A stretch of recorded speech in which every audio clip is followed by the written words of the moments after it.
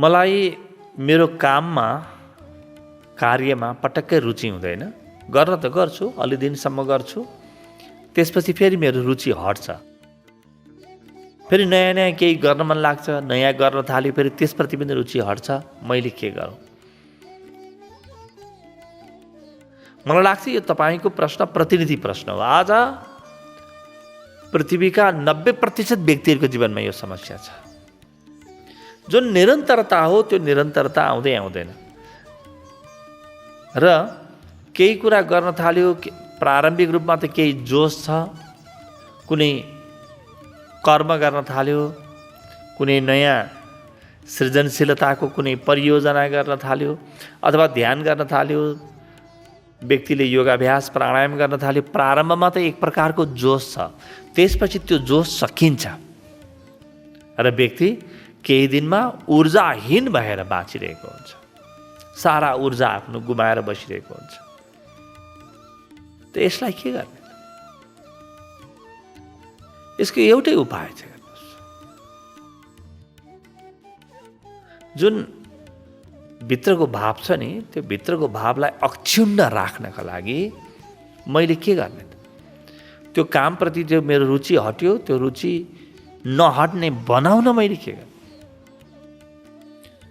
त्यसको लागि मैले के गर्ने भने नि, बाहिर काम कसरी गर्छु त्यो महत्त्वपूर्ण छैन। बाहिरको काममा खुब धेरै रस होला, तर जतिसुकै रस होस्, आफूलाई मनपर्ने खाने काम छ भने पनि कति दिन खानुहुन्छ? आफूलाई मनपर्ने गीतमै नाच्ने कर्म छ भने पनि कति दिन चाहिँ नाच्नुहुन्छ? आफूलाई मनपर्ने सङ्गीत बाँसुरीबाट, तबलाबाट, वीणाबाट छेडेर निकाल्नु छ भने कति दिन निकाल्नुहुन्छ? कहीँ न कहीँ त भित्र चुकिन्छ।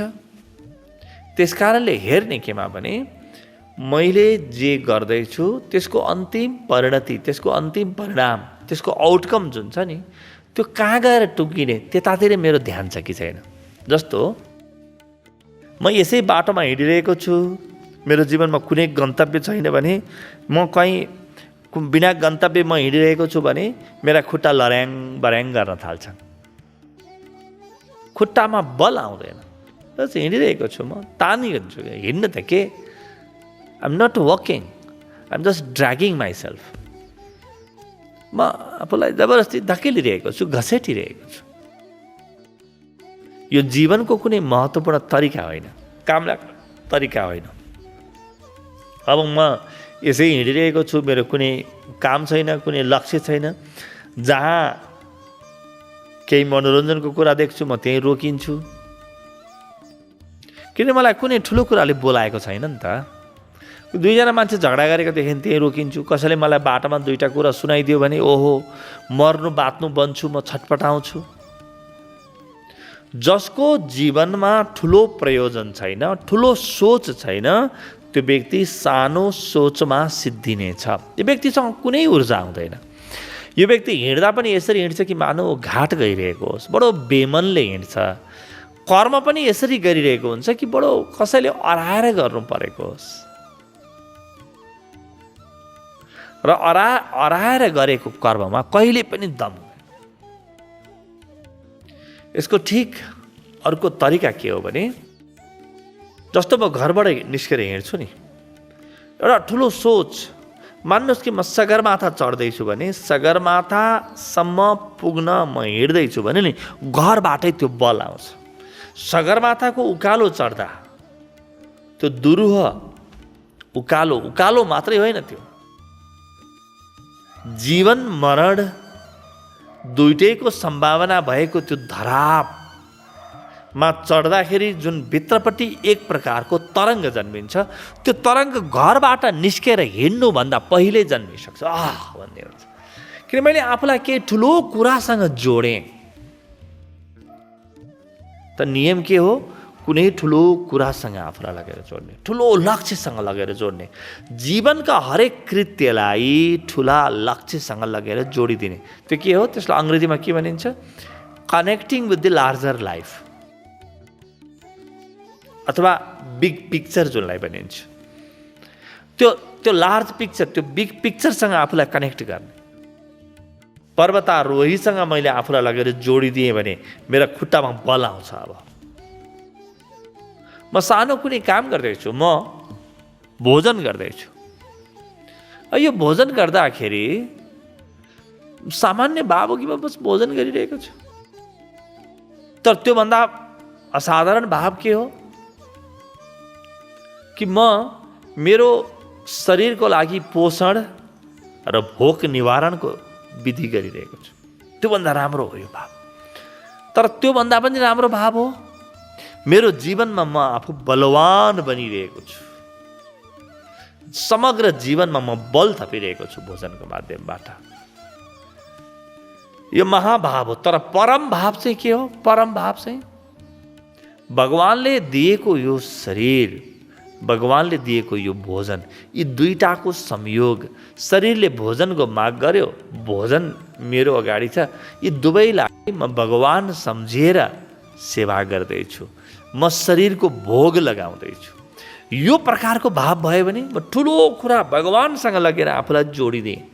त जति ठुलो कुरासँग लगेर जोडेँ, जति ठुलो विषयसँग लगेर जोडेँ, उति नै ठुलो ऊर्जा प्राप्त हुन्छ। सानो विषयसँग आफूलाई लगेर जोड्ने नै होइन, अथवा चाहिँ मोहमा परेर, भ्रममा परेर मेरो योभन्दा अगाडि केही पनि छैन भन्ने सोच कहिले बनाउने होइन। हरेक कर्मलाई एउटा विराटसँग लगेर जोडिदिने। जस्तो म तपाईँसँग बोलिरहेको छु, म बोलिरहेको छु, ठिकै छ, केही कुरा भनिरहेको छु, एउटा तरिका हो। तर म मेरो ईश्वरको सेवा गरिरहेको छु, त्यो सच्चिदानन्द, त्यो परब्रह्मको सेवा गरिरहेको छु। उसको अभिव्यक्ति हो यो। म उसको, मेरो कण्ठ उसलाई उपलब्ध गराइदिएको छु, मेरो ओठ उसलाई उपलब्ध गराइदिएको छु। ऊ जे बोल्छ बोलोस्। मेरो बुद्धि उसलाई उपलब्ध गराइदिएको छु, जे सोच्छ सोचोस्। उसलाई जे सोच्न मन छ त्यो मेरो बुद्धिको माध्यमबाट सोच्दैछ, र उसलाई जे बोल्न मन छ मेरो माध्यमबाट बोल्दैछ। यस्तो विराट भाव मेरो हृदयमा जन्मियो भने सहज रूपमा ध्यान, भक्ति, सारा कुरा जन्मिन थाल्छ। त निरन्तर कुनै एउटा महान लक्ष्यसँग आफूलाई लगेर जोडिदिने, जीवनका हरेक क्रिया यसरी लगेर जोड्न सकिन्छ। महान जोस आउँछ, त्यहाँ अथाह बल आउँछ र अदम्य साहस भित्रबाट जन्मिन्छ। कल्पना गर्नुहोस्, म एउटा सामान्य मुद्दा लडिरहेको छु भन्ने सोच भएका महात्मा गान्धी र म अन्यायको विरुद्ध न्यायको स्थापना गरिरहेको छु भन्ने सोच भएका महात्मा गान्धीको बिचमा कति फरक छ? व्यक्ति त उही हो, गर्ने कर्म उही हो, तर ठुलो कुरासँग आफूलाई लगेर जोडिथ्यो। म अन्यायको विरुद्ध लडिरहेको छु, म सत्यलाई स्थापित गर्न खोजिरहेको छु अदालती प्रक्रियाबाट भन्ने यिनी वकिल महात्मा गान्धीले बुझे भने, यो वकिल मोहनदास करमचन्द गान्धीले बुझे भने यी महात्मा गान्धी बन्न थालिहाल्छन्। कुनै पनि महात्माको जन्म यसरी त हुन्छ नि, महान कुरासँग आफ्नो हृदय जसले लगेर जोड्न सक्यो त्यो व्यक्ति नै महात्मा हुन्छ। महानतासँग लगेर जोड्न सिक्नुपर्छ। जीवनको हरेक कर्मलाई विराटसँग लगेर जोडिदिने, कुनै पनि सानोभन्दा सानो कर्म पनि जीवनको उच्चतम बिन्दुसँग लगेर जोडिदिने। जीवनमा जुन प्राप्य अवस्था हुन्छ, मैले प्राप्त गर्न खोजेको अवस्था जुन हुन्छ प्राप्तव्य, त्यहाँ लगेर जोडिदिने। यति गर्ने बित्तिकै म थाक्दिनँ, म हार्दिनँ, किनभने मेरो जुन खोज छ, मेरो जुन लक्ष्य छ यति विराट हुन्छ कि धेरै पिँढीले काम गर्नुपर्ने हुन्छ त्यसमा। मैले एक्लै काम गरेर पनि पुग्दैन र म बिल्कुल अथक हुन्छु। म निरन्तर कर्म गर्न सक्ने हुन्छु। मेरो जोस कम हुँदैन, मेरो ऊर्जा कम हुँदैन र म भित्र सत्प्रेरणाको कमी कहिल्यै पनि हुँदैन। यदि मैले आफ्नो जीवनमा जुन मूल ध्येय छ, मूल प्रयोजन छ, मूल लक्ष्य छ त्यसलाई खोजेँ भने हरेक कुरा त्यो लक्ष्यसँग गएर जोडिन्छन् र हरेक कर्ममा मजा आउन थाल्छ। आहा, मैले यो उपलब्ध गरिरहेको छु। म ध्यान मात्रै गरिरहेको छैन, म भगवानसम्म पुग्नका लागि पुल हालिरहेको छु। यो भाव मसँग भयो भने मेरो ध्यान कति प्यारो होला भन्नुहोस् त। त्यो एउटा कुनै विराटसँग लगेर जोड्ने यो भाव भयो भने जीवनमा कहिल्यै पनि ऊर्जाको कमी हुँदैन, जोसको कमी हुँदैन, बुद्धिको कमी हुँदैन। यस्तो व्यक्तिले जीवनमा जे चाहन्छ त्यसको सृजना गर्न सक्छ। त निरन्तर आफ्ना हरेक गतिविधिलाई एउटा नयाँ सोचको मूल बिन्दुमा लगेर जोड्ने तरिका निकालौँ। हाम्रो जीवन निरन्तर ऊर्ध्वगामी बन्न थालिहाल्छ।